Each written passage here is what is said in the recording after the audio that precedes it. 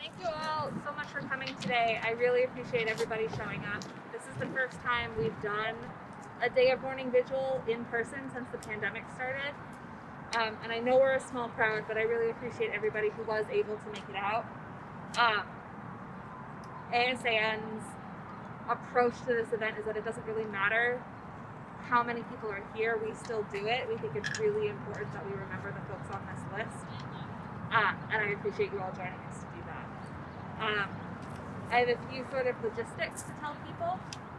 The first is that this is can be a really difficult emotional event. We are talking about difficult, heavy things. Please do whatever you need to do to take care of yourself. It's always okay to stim, to pace, to take a moment and walk away. Whatever you need to do. We have benches, folks can sit if you need to sit. I will be sitting for most of this event.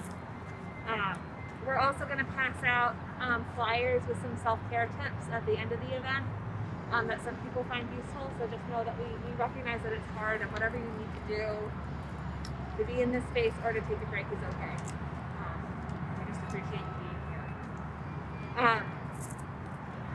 We're here today to remember the 63 disabled people who lost their lives to filicide this year. The youngest person was a newborn, the oldest person was 94. They were all murdered by the people they should have been able to feel the safest with. Parents and spouses and family members. And over again, their deaths were seen as less tragic and more understandable because they were disabled. Every year, we collect the names of victims who show up in media coverage, and we also search for names who have been buried in past years that might have shown up this year come to public attention now.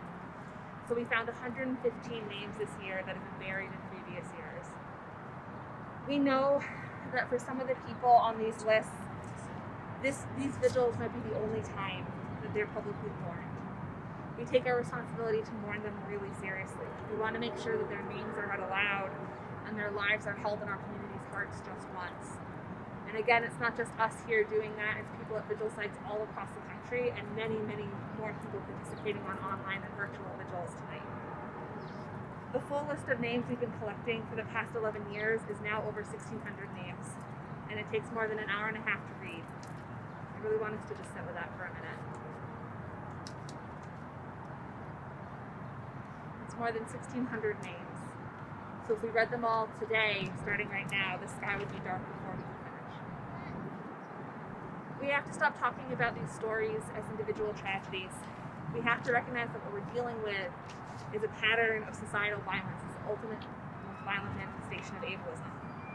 We have to recognize that filicide is typically at the end of a long process of child abuse or neglect or domestic violence.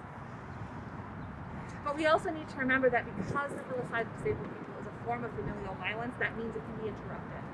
That means it can be stopped.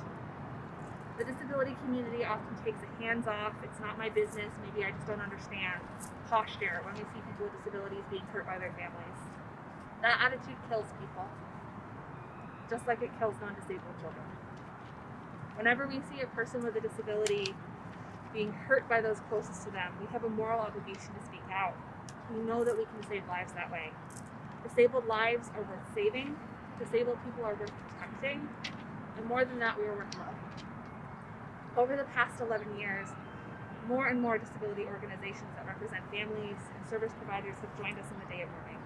And I take that as a good sign, a sign that we're changing that culture of silence. We can't turn back time and save the folks on the list today, but we can do everything in our power to make sure that no one else joins them. So thank you for being here, and let's get started.